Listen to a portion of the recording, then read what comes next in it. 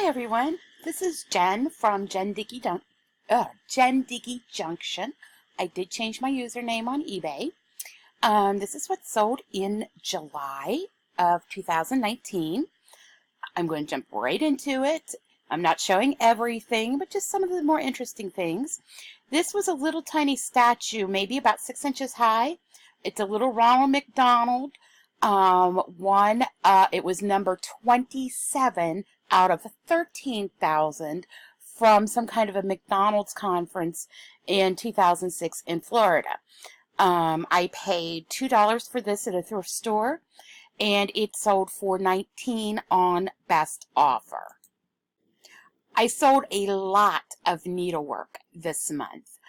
I love selling needlework. I'm very familiar with it. My grandmother was approved to teach arts and crafts in our state public school system before she even graduated from high school herself. She went back to school and got a GED. Actually, my dad and my grandmother got their GED on the very same day, but that's another story. But my grandmother taught me so much about needlework. This is a Teresa Wentzler. Remember that name, Wentzler. Wentzler. This is an Egyptian cross-stitch kit. Many of her kits are hard to find. They're very intricate. They are desirable. I paid $1 for this, and I sold it in less than a week after listing for $70. Again, Teresa Wentzler. On the flip side, I wanted to show this. I paid, I think, $1 for this, and I sold it for $7. I had it for 3 years, I believe. I just wanted to get rid of it. When I got an offer, I took whatever I got. But I wanted to highlight this because not all cross stitch is created equal, and not all Busilla, which is generally a very desirable brand, is created equal. This is perforated paper, it's bookmarks. A lot of people who cross stitch like bigger projects, more than the bookmark kind of things. So I just wanted to show this as something that even I picked up, and I should have known better. I typically stay away from 1970s craft patterns and kits. This is a kit. It's a Calico Cat crewel embroidery. What is kind of cool about it is it's a sampler where you can try out all kinds of different stitches. But it was 5 by 7 inches. And if it would have been another theme, I wouldn't have bought it. But I do buy a lot of cat craft items because cats are very desirable. I am not a cat person. I do not understand people's love for cats, but people don't understand my love for guinea pigs. So, if you see cat items, they are easier to sell than other items, even more sellable than dog items. Once you get into breeds, that's a whole other thing, and some breeds sell more than others, but this is just, cartoon cat. I paid $1 for the kit, sold it for $13. So definitely watch for cat crafting items. Another item I have mentioned in the past that I always look for is family history books. I believe I paid $5 for this. I was at a thrift store about 2 years ago, and I found a huge stack of family history books. And I bought them all. I believe they were like $5 each, which is kind of on the upper end of what I'll pay for something. But I knew I could get my money back out of it. I paid $5. I sold it. It sat for 2 years, but I sold it for $50. This is a cross-stitch book that I just wanted to highlight for a specific reason. There are tons of baby cross-stitch patterns. Generally, you're not going to do well with them. I paid 25 cents for this. I sold it for $10, but I wanted to talk about what I did with this one. Instead of saying, it was the baby book, etc., I listed it as baby cross stitch, now I lay me down to sleep, birth sampler. And people who are looking for this type of pattern, they'll find it more than just the baby book. So if you've got a book that doesn't have a lot of great patterns in it, but it's got one, highlight that one. It will help it sell. And I think I said I sold this for 10. I paid 25 cents. I love vintage stickers. I collected stickers when I was a child in the 1980s, and vintage stickers are valuable, especially scratch and sniff. I heard of somebody within the past year who bought a package of scratch and sniff stickers from the 80s at a garage or at a thrift shop for 50 cents. And if she would have sold them all, because she was a collector, if she would have sold them all, she would have gotten more than $400 for that single package of stickers. This is not scratch and sniff. You can see around the edges, it's got some problems. It's a fabric sticker from the 1980s. It's 2 inches across. I think I paid 50 cents for this at a garage sale. It is hard to find vintage stickers at garage sales. A lot of them get given to kids to play with. People don't realize they're valuable. This sold for $13, which is not a huge amount of money, but when you're talking one single sticker, I think it's kind of on the higher end. And I think I paid 50 cents for it. This is what is called a Dimensions Gold Collection cross stitch. Remember that. Dimensions Gold. This is one of their Christmas ones. I paid $1 for this at a thrift store. I walked into a thrift store before I even got there. I saw several kits hanging on a hook. I did not pass go. I did not collect $200. Actually, I did collect $200 later on eBay from these kits. But, I'm making a joke. I went directly to those cross-stitch kits and I put them in my cart. Didn't even look at what I was buying because I saw this one on top and I could tell they were great kits, like that Teresa Winsler. I paid $1 for this. I sold it for 50.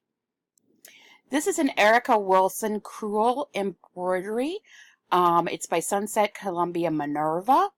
This is something that I bought actually about 5 years ago. At that point in time, owls were getting popular again. I was trying to find craft kits from the 70s that featured owls. This, I believe I paid $2 for, and I sold for 20. I would not buy this again because of how long it had to sit. So here's another example of, something that sells, but it took a long time. I would not want to do this one again. This is another cross stitch pattern.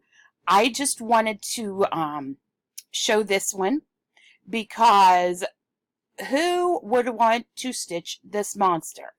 I don't know, but somebody did because somebody paid $10 for this and I paid $0.25 for it. So if they are enjoying stitching a monster, more power to them. This is a crewel embroidery sampler. Again, what makes something crewel embroidery is you can see that the design is printed as a design on the fabric. Cross stitch, you make X's. In crewel embroidery, you fill it in. Generally, I stay away from anything teddy bear. Teddy bear craft items are a dime a dozen. They were very popular in the late 80s, early 90s. My grandmother made me so many items with teddy bears on them, from sweatshirts. I was in college at the time. Everything had teddy bears on them. But the reason I bought this one was because it's designed by Charles Wasaki. And because he is a known designer, I knew I could sell it even though it is teddy bear. So I paid $1 for this, and I sold it for $25. If it would have been a different design of his, I would have got more for it, but it being teddy bear, it was not as desirable. This is a Lizzie Kate cross-stitch pattern. Keep an eye out for Lizzie Kate. They are no longer being produced. This one actually has the embellishments with it. You can see them under where it says Charity and You. This is a Christmas design, obviously. And I paid 25 cents for it, and I sold it for $25. On this one, you can see better what crewel embroidery is. Mushrooms were very popular in the 1970s. I thought this kit would be a little more desirable when I saw it. I don't often... Oh, no, this one was one that was in my grandmother's estate. I'm sorry. So I just had it, so I listed it. I would not have bought this one, but I did get $7 for it, and it was from my grandmother's estate, so I didn't pay anything for it. This is a Shepherd's Bush, which is a brand, cross-stitch pattern booklet. This is part of a series that they put out. In this one, there are these 4 designs that you see up at the top of the picture, and there's ideas of how to use them either individually, as the set, or with the other books that create the entire Christmas story. I paid $1/4 for this. I sold it for $14. This is the final item I'm going to show you this month. This one I unfortunately could not sell as new in package because I bought it. It was about £2, but I bought it at a Goodwill outlet. I did not know what it was. I thought I saw the Miller beer insignia on it, and I could tell it was a brand new inflatable, so I bought it. And my husband took these pictures. He didn't do a very good job, but it's still sold for $20, and it's really cool. This is a very cool item. It's huge. I don't think you can tell how big it is in these pictures, and that's definitely something he should have done better. But that's our front door behind this truck. So this was just a fun find. I love Goodwill outlets. I don't find craft stuff there very often, but some of the stuff that I do find is just unbelievable. Which I did find a urine specimen in the Goodwill outlet bins the other day, but that wasn't exactly what I'm talking about as being spectacular. But yeah, I have found some really great stuff. So if you get a chance to go to a Goodwill outlet and you've never been, go. They are not all created equal. I have one that I really, really like, about 2 hours from my house. And we have appointments about 20 minutes away from that one twice a month. So I go to the outlet twice a month, and this is one of my finds. So anyway, I'm going to be trying to make a lot more videos. I'm going to try to put up a video at least once a week, maybe not about eBay, but about something. And I feel like I'm a wealth of knowledge. I know a little about everything. So maybe I'll do a video about what to look for in craft patterns. Maybe I will do what to look for in vintage stickers. If there's anything that you can think of that you would like a video about that you think I might know about, coupons, refunding, you name it. If it has to do with money, making money, saving money, I have some knowledge about it. So just let me know in the comments. Be sure to subscribe so you don't miss anything, and happy selling.